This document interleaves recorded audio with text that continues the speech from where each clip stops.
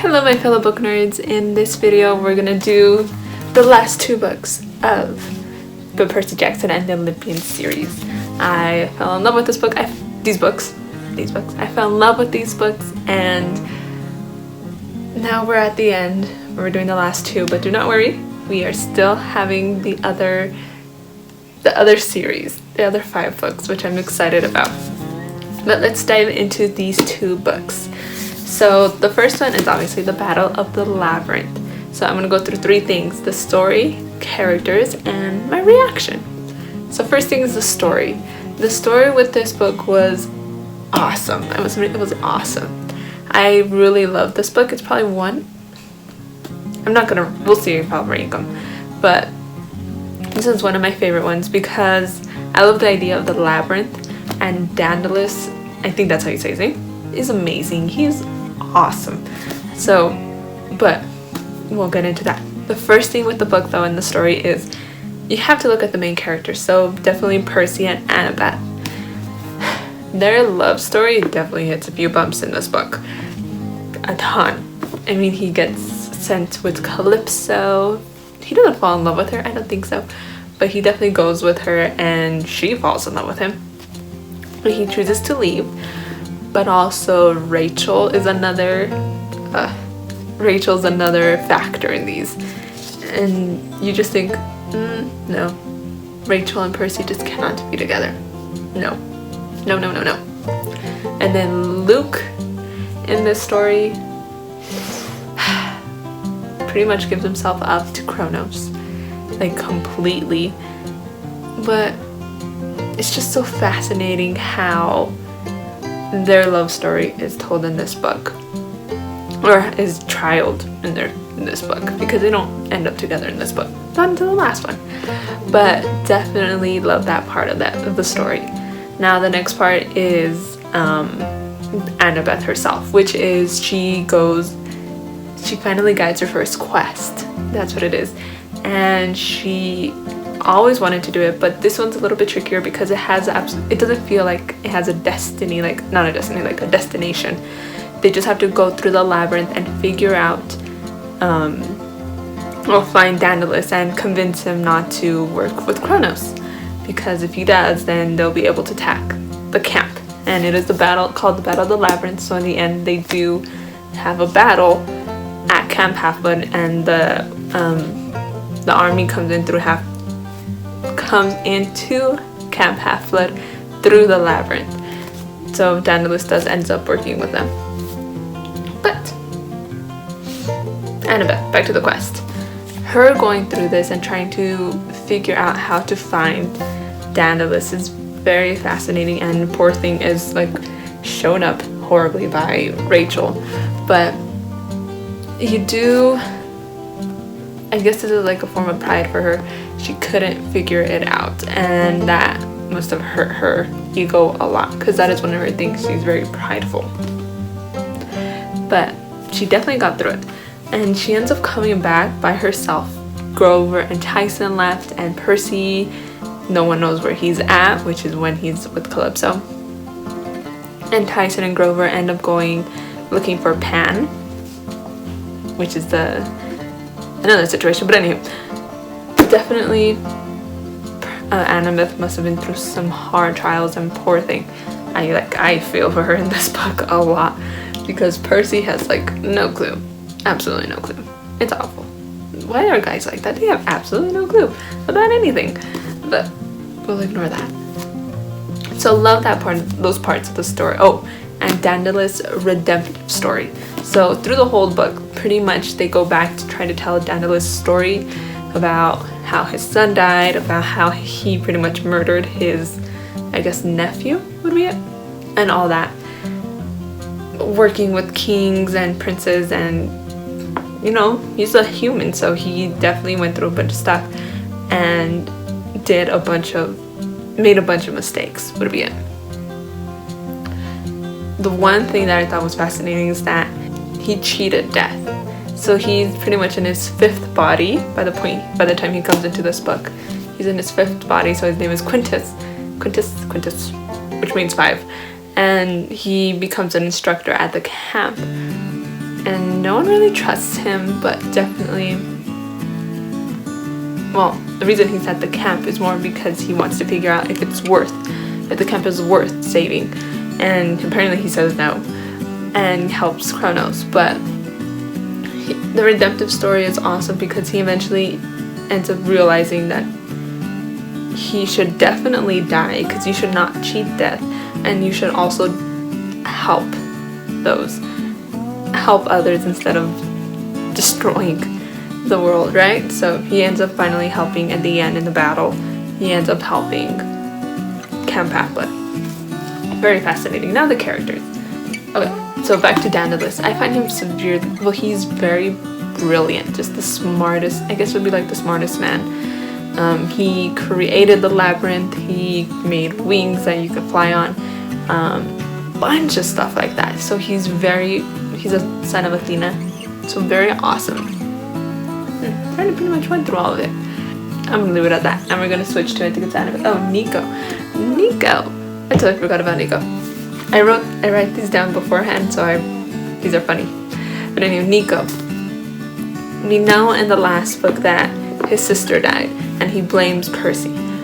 But he ends up in this book trying to find a way to bring back his sister. Honestly, kind of creepy. Like, very creepy. Very, very creepy.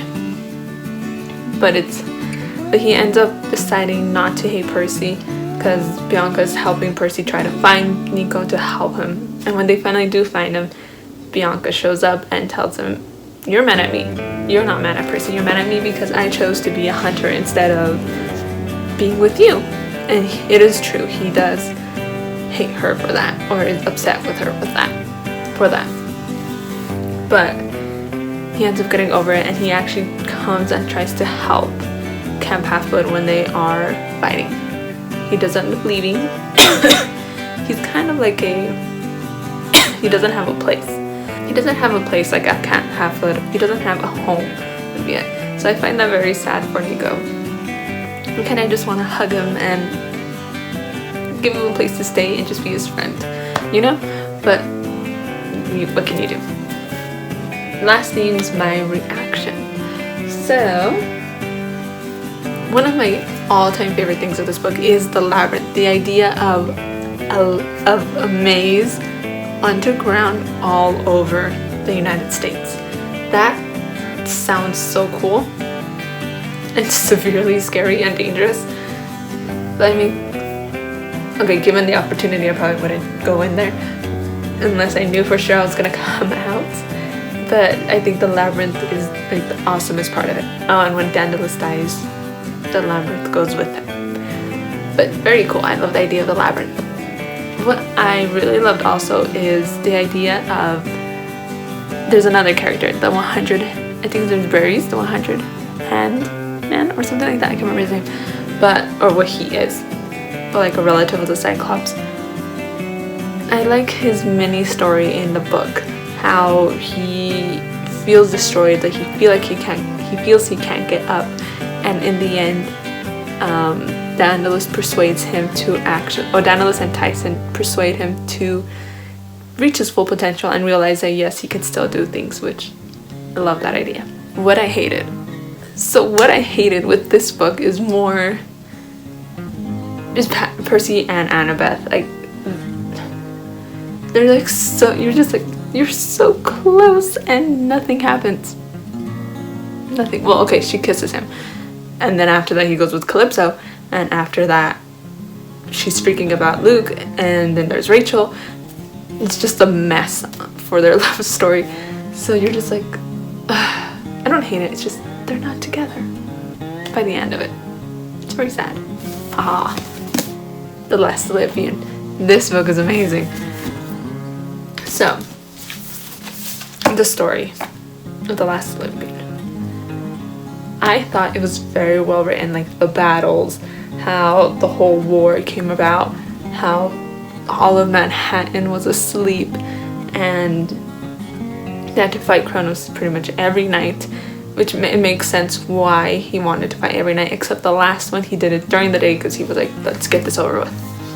Also Percy having to pretty much go through the life of Luke and figure out how he did it, how he pretty much was able to become Kronos, and also figure out the prophecy through Luke.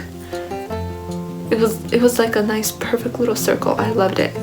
It must have taken him forever to figure out, but it worked out really well. I think that story itself was awesome. They kept going back to Luke, back to Luke. Luke was the key and the whole reason for everything, my word. Another thing was, like, you knew this book was like the peak of all of them, so the stakes had to be high during pretty much the whole thing until the end. And even when you think it's done, something else happens and more stakes.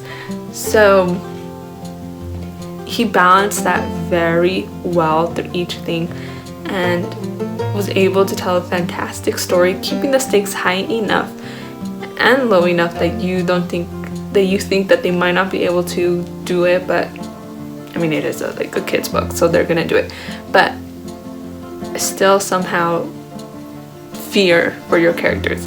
So the stakes were really high and very well put. So the characters. Rachel first. We'll start with her. I do like her. I don't hate her just because she had like feelings for Percy. But I like the idea that she becomes the Oracle. That Percy was pretty much just like a door for her to enter this world and not be with him. Because oracles, I guess, have to, refrain from marriage, I guess. I don't know. But she definitely was an awesome person.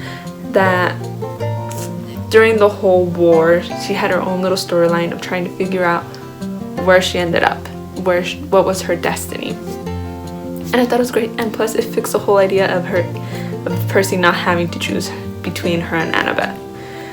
Now, Annabeth, she was like the glue that held Percy together, because Percy, when he went into the river Styx, I think that's how you say it, that was his anchoring point, was her, which is so sweet. Also, she's the one that really figured out about the cursed blade, which was Luke giving her a blade, her knife, and telling her, I'm gonna keep you safe and nothing's gonna happen to you, I'm not gonna hurt you. And he definitely went against that, like, awfully. So that, her figuring that out and figuring out that she actually didn't love Luke but loved Percy, thank God, because Luke was just not for her. Yeah. But yes, her as a character growing into that, figuring things out and being the smart person that she is, figures out the prophecy and also figures out her feelings and what she actually felt and not what she thought she did. My reaction, what I loved about this book. I loved all of it. I loved the idea with Clarice and Selena and all the characters in themselves, that there were actual deaths in the book. Not everyone survived. The gods were stupid, but that's another thing. I love that it was how well told it was, that it was really well balanced, that you were actually able to appreciate the story and it was believable. What I hated, are the gods stupid? Like I don't know. If, according to, for the story to work, that's like one thing that was like iffy, was that Zeus had to say that he was gonna fight Typhoon instead of protecting Olympus against Kronos. And all the other gods were not agreeing with him. Athena wanted to protect Olympus, Artemis, and a bunch of other people. So why was he so stubborn on defeating Typhoon? Now, I guess he had to be defeated, obviously. So, I don't know, like, it didn't make sense to me that much. Now, they did protect Olympus a little bit, like from the air, but still, not enough. I'm just saying, no. I thought they were really stupid. Okay, well, thank you so much for watching. Tell me what you believe, or what you think about these two books. Did they have a good storyline? Which characters were your favorite? Just tell me all you think about these books down in the comments below. Thank you for watching. Please like this video, subscribe, and hit that notification bell down below. And I'll see you all in the next video. We're going to start the new series, which is The Heroes of Olympus. So stay tuned for that. Bye, guys.